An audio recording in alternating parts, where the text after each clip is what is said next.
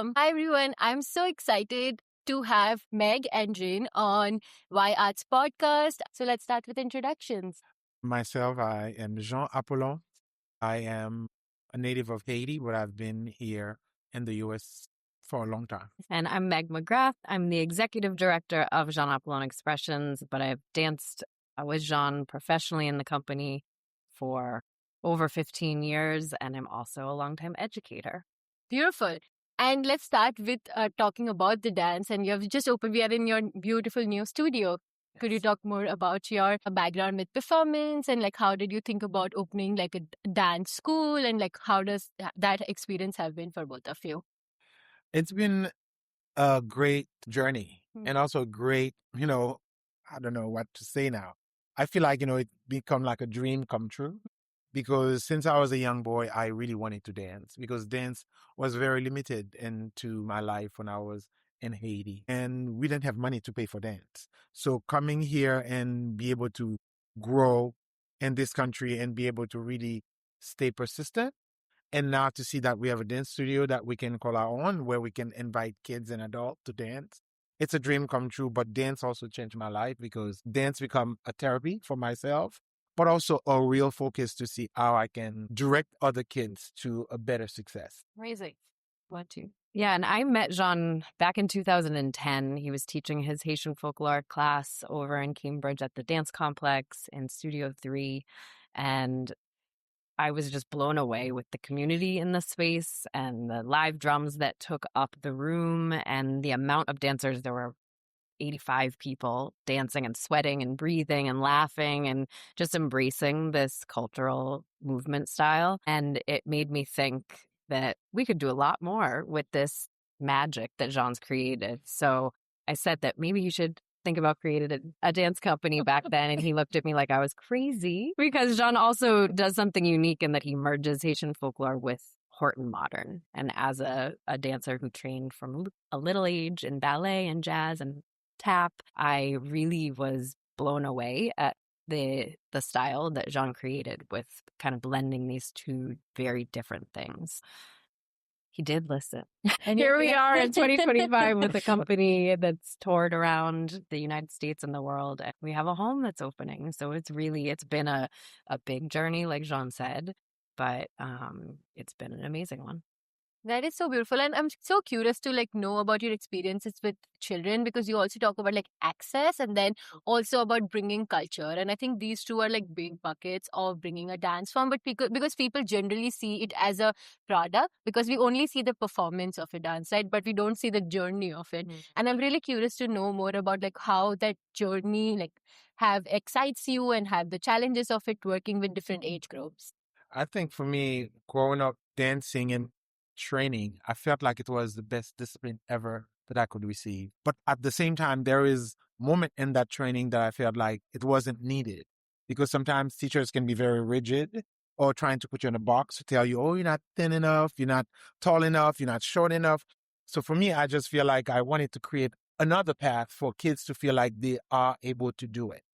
Because if you cannot let other people, even not only kids, adults, if you not invite somebody and give them access and let them know they can do it, they'll never try. Because dance is really taking risk. Mm-hmm. And if you cannot really take the risk to jump, to turn, and without worried about falling, where are you going to go? So for me, I just wanted to really have this center and also have the organization as we do have it to see us transform the kids' life, transform adult life, because Meghan teach yoga, Meghan teach other style. So for me, trying to also bring my culture into it, yes, is the essence, but to see the change that we can make through dance and movement, it's amazing. It's beautiful.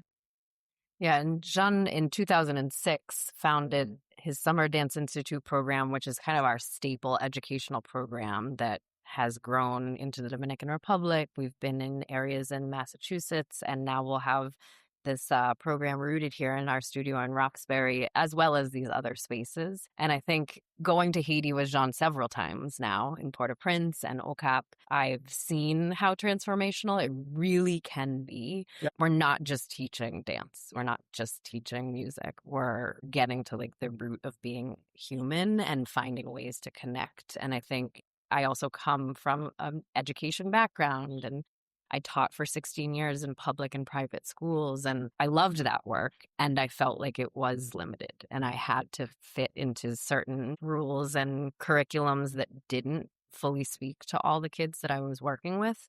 And so once I was also doing a lot of education work with Jean and Jaye, I saw so much opportunity to do more and bring our philosophy and our curriculum to schools and to other communities, because there are different ways to get kids breathing and moving and growing and learning together that I think are much more holistic than a lot of the ways our schools and our systems are set up now.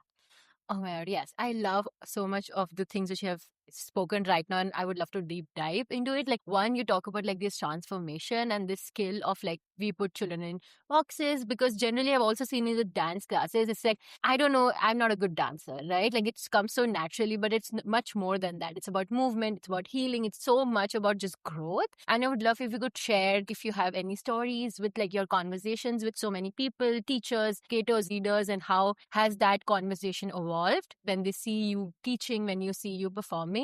And similar for you, because you have been an educator, you also worked in early childhood, and then you had this like journey of coming from more like in the school and then coming from the out of school kind of spaces, and that formal informal balance, and just kind of following the structure and freedom. There's so much to that dance which people often like don't look at, and I would love for both of you to like touch bases on that. I think for me, even I remember when my teachers saw me dancing at an early age and telling me, you do have talent, but you really have to listen. And I was like, oh my God, what do you mean by that? Because I thought I was listening, because when they tell me to stretch my arm, I did. But there are things that, resonate with me when it comes to the voice of my teachers, the voice of my mentors who continue to guide me through this process. But also, when I interact with young kids, mostly when I'm in a classroom and looking at a kid, when you're telling them to just stretch your knees, and the way they kind of question, like, what they ask me, because they feel like they're standing already, and why the teacher is asking them to stand up, to stretch their knees. So for me, it's just like I try to reframe myself in a way to really kind of get very in depth of what I want the kids to understand, not only for them to execute, but for them to really understand that when you stretch your knees and you're really trying to press your feet on the floor, there's other reaction on your body who makes your body feel like you want to grow taller. You make your body feel like you are more secure on the ground. So there's all these kind of vocabularies that we're using now, rather than just say, point your feet in first position and jump and arabesque. It's still great because there are regiment for that. But I think we are living in a world now so progressive, and there are language that we can use mostly for us when it comes to an organization, like Megan said, trying to create our own curriculum, trying to really create our own way of teaching to make kids and adults feel safe and mentally ready to do it. It's something that we're always tweaking every day. We're tweaking that every day for our practice. Yeah, and a moment that really, really stands out for me is winter, spring 2020, when I was still teaching kindergarten full time and then working on the side at night and weekends with Jean and Jaye. And I had to move my classroom to Zoom during the pandemic. And, it was a scary time for everyone. And so we were asked to just do it, and not given many tools, not giving any direction, because everyone in the world is trying to figure out what this new life is. And so I did a lot of movement, storytelling that was with music and with movement in my classroom. And I had my boss at the time come to me and say, what are you doing that's different? Because we've heard from a lot of parents that your virtual classroom is really successful and calm. And I'm like, I don't have the kids sitting. We're reading, we're doing math, but we're moving. We're like up and around. And so that also got me thinking. And it's when Jean and I created this beautiful early childhood class called Creative Dance for Kids that we started on Zoom in the pandemic, and it's still going. It'll be here in Roxbury in a few weeks. But it's a class that's rooted in culture, but also in literacy. And so we pick books from a lot of books that are rooted in Haiti and Dominican Republic, Caribbean culture and storytelling. And then we read these stories with kids and their parents, and we create movement together. We play a lot, and we listen to music, and we talk. And so it's like all these different elements that I could see brought families to life, especially when we were kind of trapped and locked down. And again, there was this fear in everyone. And you see people just breathing again. And so that is a model of something that now we've taken around, and it's just so fun too. And it gets kids thinking about different cultures and different people and how we do have all of these commonalities. And so it's like a really important conversation that we want to have with even more people, adults too, especially in the world we're in today. Yeah, I think that makes me also curious about like bringing the cultural aspect of things into like life. And I come also from a very diverse place, and I think I love always like how cultures interact. And I saw the videos of the dance form, and I was like, wow, it's so interesting, and I wish I had that like growing up, or just like kind of exploring this form of dance, which is so new and a new way of like gives the new language to somebody. And I'm curious, like, how that has been like a decision that to bring culture and keep on continuing the culture. And then you talk about this amalgamation of the other dance forms and not just like bucketing into like more, like traditional, quote unquote, traditional dance forms, which other places give. So I think this idea of like storytelling and this idea of culture and this idea of movement is so like exciting. And you shared about like how it has been your conversation with parents and young kids, even just introducing as a new culture. And especially I also think about this in a way of a world how like I was talking to some other dancers and how this dance forms can also be like psychologically unsafe. And I think creating this space of psychologically safe, and how has your approach been towards this? Yeah, sorry, I spoke a lot of different things, but whichever like resonates with you more. For me, I think when I came to this country, I didn't see Haiti. I didn't find Haiti at all. And I wanted to be in a place where I can still touch Haiti. And also, I didn't know that people were so thirsty to know about Haiti. Because I think when you talk about, exchanging culture and tradition, that's something that I take great pride in it, to just continue to just elevate Haiti, but still learning from other cultures. Because we have also in our dance company, we have people from a lot of different backgrounds, and where we can really feel like, oh, this is the way, you do your thing, or this is the way. And we kind of become having more respect for each other, because you're finding the truth of how these kind of cultures react and how they behave and what the proper way to approach them. So for me, I think when I started to teach here and bringing Haitian culture, I was worried because I felt like, well, maybe people's going to think like this is too much for them or too uncomfortable. So, but I always wanted people to come in. It's kind of having a meal with some friends or even people that we didn't know. It's kind of like sharing food with them. So when I teach, I always trying to really share the truth about the authenticity of the dance, but really about things that we can associate with it, like the food, like, similar food that we may be eating together. So this is the same step. So we try to really intricate things a lot to make people feel like they are living in Haiti without being in Haiti. Yeah, there's such a big like identity piece in this, and I've seen it a lot with our kids, our little kids, when they're like, that movement looks like what my mom does, and even though it's not Haitian culture, it's something that they're in their little minds linking, like that feels familiar, and then you see them like pop, and it's like their self-esteem is boosting. And we have a student who's newer to us who is adopted from Haiti, and her parents are not from Haiti. And the first time that she came into our class, her mom said she left and was like a new person and felt for the first time really connected to home. And it's like, wow, that's amazing. And so that is coming back more and more with her family. And it's just like a real like awakening that feels comfortable and safe. Yeah.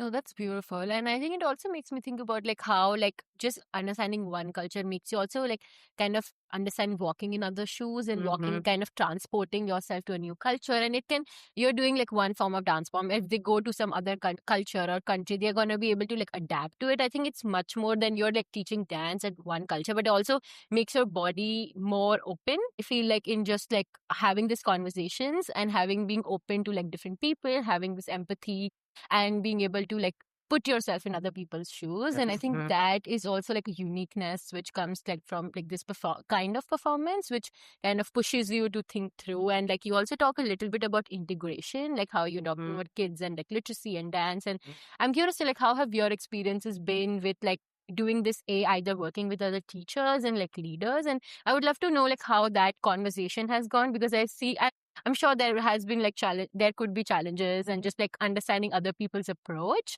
Because you mentioned that when you saw him like looking at this like way of performance, like what was the special, like what was so special that you kind of was like, oh my God, like I want to work with this? Yeah, I mean, Jean's energy is infectious. And then just, I think it is something about the ease that you feel when you walk into a room of like everyone. It's like you walk in and you feel that everyone's breathing. And especially right now in the world, you through the streets and you get on a bus and like, it is so tense. And the fear is everywhere. And yet you can still go to Studio 3 at 1:30 to 3 o'clock on a Saturday in Cambridge and walk in and feel like people are alive again. And that is, I feel like it's a formula I couldn't recreate somewhere, but it's a magical thing that is very unique to Jean and Jae. People keep coming back and keep sharing with their friends. Like, you have to just come see this. You have to like do it or watch it, and then you'll get it. But yeah, it's very special. But even for me, through COVID, I did not know the magnitude of the dance class that we had, and I didn't know the magnitude of the communities that we built over the years. It's through COVID when Megan said to me, "We're gonna have to do it on Zoom, or you're gonna have to be on social media." I don't understand what you're trying to for me to stand in front of a camera and I'm gonna dance, and there's not gonna be nobody. She said, "There's gonna be people watching at home because nobody's gonna be able to come to you." But it's finally I accept. I think after a day and a half, Megan said, "Get it together, otherwise you're gonna lose everything." Finally I accept. And when I plugged in and we start teaching, because that time we didn't even have the drummers also to play for us, and suddenly we saw 3,000 people following, 5,000 people. People are in Russia. We're saying like, people are in India. No, I used to take your class sometime ago at the dance complex. I was at Harvard. And I was like, oh my God. And even us, we were sitting down like, this is incredible that we taught so many people and we touched so many lives before. To me, I think that, that's what really kind of stay in my heart to just continue to do it and continue to really see that we can make people feel comfortable. Because mentally, I think when you dance, yes, it helps you mentally, but we intentionally doing it to make sure that people can come in and be in a room where they're not being judged, where they feel like they can. Some people call it even church. And I'm like, no, we're not church. They said, no, because it's like my church. Because I come here, I feel relief. And for the week, I feel like I'm ready to really face my workload during the week. So to me, I'm just grateful for this opportunity and for being able to continue to do it now in our new center. Yeah, that's so interesting. And you talk about like safety, feeling alive, which are so underrated. Yeah. Like just having that space of being yourself is again so underrated, because we're always rushing, and this like standardized things are always like not giving space for us to be creative and having this space. And you also mentioned like, I want to hear what your thoughts are about like people who are maybe not gonna do like dance as a profession maybe in the future, but even then like dance in your growing years or whenever, like old, young, whenever, kind of impacts your like overall well-being, A, and B, just how you look at your work and how you kind of be a leader, can just be a human. And I'm curious to know what your thoughts have been and your experiences working with people who maybe are not like performers professionally, but still like to practice as a form of themselves. I even encourage my son, who's very talented when it comes to dancing, but also very talented in drawing. But I always see whenever he's dancing, he just feel like it's really not my thing. And I said to him, I don't want you to be a professional. And I just really see myself and my son, because when I was growing up, my mother was, and my father was like, no, this is not allowed in our house. But now to see me giving him the opportunity, and he's like, oh, no, I just really don't like dancing. And I'm like, Cedric, it's okay. But even other kids, because we teach in many other schools, even sometimes you see the kids, we teach for public schools. Yeah. And after school program can be very challenging. Yes, you have 20 kids, like we said, that they sign up for the program, but you come in and some of them are like, I don't want to do this today. And for me, I always said to my kids, I'm not asking you to be a professional dancer. I'm just asking you to move with me. I just want to tell the story with you. And if you lift your arms and I lift my arms, we can make something together. So let's just have fun and you will see. And if you really don't like it after doing the warm-up, you can sit down. By the end of the class, they're like, "Oh, Mr. Jean, when are you coming back? Oh, how can I practice this arm that you did?" So to me, I think it's trying to make it fun, but also encourage the kids to just know that dance is not only for training to become a professional, but it's really to make your body exercise, to make your mind feel more free, but also to envision the future. Because I think when you dance, you're feeling like more explorative to even go deep into your other work. So I always encourage kids to do it. Yeah, and we have a program that's really popular called the Community Dancers Group, and it's just for people in the community who want to come together and learn choreography, and it's not professional level, Yes. you know, and do little performances, little pop-up things, be at a festival outside, maybe open up for the professional company, but our community members love this because it's giving them connection to one another. They're working together, they're problem solving. Jean lets them choreograph sometimes. They are working on their bodies, but then the other big thing that this does for us is our mental health. Like, it's bringing people again together. There's so much isolation still after the pandemic, and it allows people to feel this group, you know, worth, and you see that people are happier, which is so important. Yes, and so underrated. Yeah. And nobody gives priority to. I No. feel that too. Mhm. Which is, yeah, it's interesting. And I'm curious, like, what kind of like misconceptions have you faced, and like what kind of challenges have you faced when it comes to like dance and dance education, and just integrating dance in education, and like how arts is always the first thing to get cut. Sadly, as we have always been fighting for that. And I'm curious, like, what kind of conversation that has been. And especially, I feel like art supports so much of like this democratic way of looking and thinking and feeling. And I think maybe I'm biased, but I definitely believe that it kind of supports in like bringing voice and agency to these people. But leaders don't understand that, or like they don't choose to not understand. I think leaders definitely understand the power of the arts. I think that's why a lot of those leaders have their kids in major arts programs, but they do not want to fund it for the mass. I think it's very political in a way. Yeah. But to me, I just feel like the most insulting things that we always get is people think like, as artists, we can just stand up here and be a clown and just make it happen. And otherwise, you don't need money for this because this is art. You don't need money for it. So I think this is the educational process that we have as an organization, as Jean Appolon Expressions, to continue to really educate people about, no, yes, what you said is not true though. It's just like when we dance, we are contracted with our dancers. We are, organization. We are moving the community together. There are so many processes that we show to these people. And we always incorporate other elements as mental health, as many other things that we can incorporate. Even mathematics, we associate with some of our leaders in the organization who very major math, professors, advanced math professors who kind of like see the opportunity to include math and science into the process. So for me, I'm not discouraged, but I feel like, it is mandatory that we continue to really express to other people, mostly other leaders who are trying to sell cell phones, who are trying to sell medicine, to just understand the power of dance. We even went to a major event that was happening at the ICA like few months ago. Mass design, where they really incorporate all their script and they incorporate movement and dance into it. And this is the first time I've seen that, a group of intellectuals really understand the needs for dance and movement into their practice. Even from their building that they are building hospitals in Africa and other places of the world, they kind of like make it with ideal of movement being creative. So to me, I just feel like we can educate each other because the world really it's growing, but also it's need more education and more respect for other people's craft. So I think we are on a great path, and I'm glad that we are even doing this dialogue here so we can continue to educate people about it. Yeah, and that's what we want this new home to be able to do, is help give other artists, other younger professionals the opportunity to come in here and work on their craft and grow it. Because it's true, we were told years ago, like, you want to have a dance company and you want to do what? And good luck. Yeah. And yeah, it was a lot of determination and a lot of hard work, and we didn't take no for an answer. And so we just kept going up new pathways and talking to new people and making new relationships, which is key.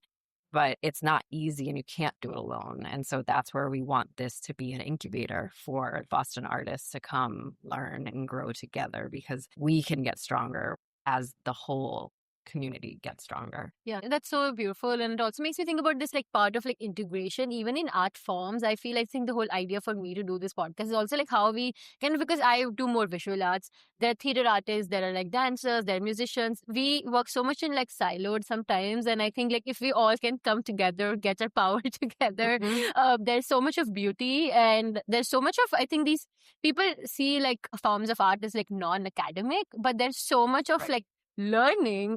Everything is so like academic. There's so much of thinking which people like again like don't consider or have this challenge about. And yeah, I think I'm really wanting to know like more about like your stories of conversation with these like parents, children who you have seen, who have kind of shared the transformation they have gone through doing this form of dance, or just like kind of how they were and how they kind of communicate now in their schools and just like outside world, outside of this dance studio, and how did they take these practices outside. But even for me, it's very, thank you for this question too. But I think even in Haiti, when we started teaching Haiti in 2006, and over the years, some of the kids, because we're there only during the summer, we're not there throughout the year. So to see when we come back and some of the kids who in their age of 14 all the way up to 18 saying to us, Mr. Appolon, Miss Megan, I start my own little boys, yoga group. I start my own little girls dance group. And to see them, because we're not there throughout the year, we're there only 20 days in the summertime, and to see what we taught them, they continue to practice it. Some of them who never thought they could really even understand choreography, to see them coming back the next year and stronger, and now they even try to follow a dance school during the year, even though they don't have money to pay for it, but they take 1 or 2 classes and they came back in the summer, and to see the transformation. So even the parents, to see some of the parents say, so Appolon, is there any way you can just take my son or take my daughter with you in some kind of journeys, because they truly feel, close to you. Even schools that we teach here, like most of the schools that we teach, in around Boston and greater Boston, a lot of the time the teacher said, we don't have funding, but the kids always ask for you. And the parents always, felt the transformation that you brought into the kids' life is so powerful, it's so transformative. And we would like to see how they can even take more classes. Now, with our roster and having this there are a lot of parents, and I'm saying to Megan, we're going to be in trouble because there are a lot of parents who are already asking, when do you have a program for kids? How can I bring my son? How can I bring my daughter? Even this past summer, we had our summer dance program for the first time in the maker room in the back. And to see, we had 20 kids. Most of those kids never danced before. Some of them done little hip hop. Some of them never danced. Maybe they were doing drawing. And to see them in the room and dance together with each other, we had only maybe 4 days or 5 days. To see the performance that they created at the end, it's just, to me, it was overwhelmed. And to see their parents' face, and some of them were tearing a little bit to see, oh my God, my son could do this. And we tell them, yes, they can. Until you give the space to the kids and the opportunity, they can do anything. We even went to some camps where they have refugees around Western Mass. And when we got there, myself and Megan and the musician, I said to Megan, this is going to be rough, because most of the kids showed up with their normal, proper attire. They did not show up with dance clothes. So I said to Megan, are we going to do this? And Megan's like, I don't know, we're just going to teach. So we talked to them. Some of them who understand English, or some of them who did not, but they had translators there. And we let them know that we come in to just share with them. We don't come to teach dance step and dance movement. We're just coming to share. So whatever they can capture, they can capture. But Megan also brought her own little notebooks and markers for people who did not want to do it. And we find 2 young girls who didn't want to dance yet, didn't feel comfortable. They were sitting down and drawing, and I didn't know they were going to produce anything. So we start teaching. By the end of the 1-hour class, everybody was sweating, everybody was feeling so good, and everybody feeling now more open to share their stories. And those girls, it's kind of like they were watching what we're doing. It's kind of like they drawing their own home where they come from with what they are living now. And the drawing was just, so for me, I feel like those kind of transformations, we have so many that we should be having a documentary or writing a book about it. But for me, I feel like if you cannot engage your kids in anything, bring it to Jean Abraham expression. We can definitely, and also even for adults, if you feel like there's an adult who's dealing with so many stressful moments, bring them to a class. Even if they sit down in the class, they will get something. Yeah, and I'm just thinking about, we recently were in the Dominican Republic for several summers working with students, and the first day you feel everyone come in so shy, tense, like not talking to each other, not looking at us, no eye contact. And then by the second, third day, it's like space. And especially some of the kids, little boys who are like the most closed up, are just like shaking and pumping and like talking and hugging. And it's unbelievable how quickly it happens too, because it's, as a classroom teacher, I'm like, sometimes it can take months for kids to feel like they are settling into a classroom culture and making friends. And here, no problem.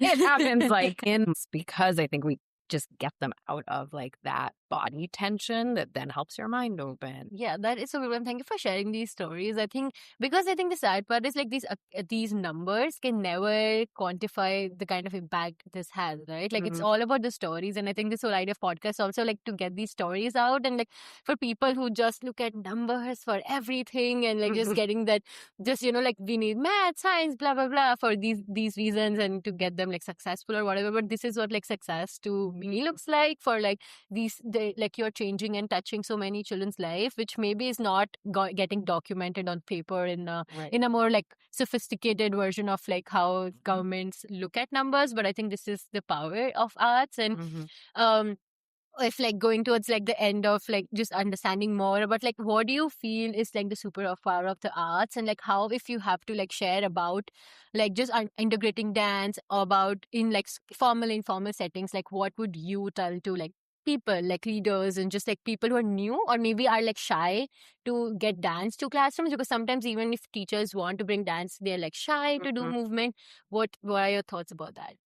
Yeah, and I think I just keep thinking about how everything I'm reading about your mental health as you age is like dance. Dance makes you whole. And maybe the scientists and neurologists don't know how all of it works, but it really keeps you healthy in your mind, in your body, in your connections with like the world, the earth. And so I think it's beyond powerful. And if we can just get people who walk every day to like do a little bit more, if you can walk, you can dance. No, I agree. Yeah, the world would just be such a different place to get today if just everybody had more access to the arts. And we see that changing, as you said, about like communities and like people who are able to have the openness and connection changing it. And that's beautiful. Thank you. I think this really kind of helps me think about like how you're looking at that. Beautiful. Thank you so much.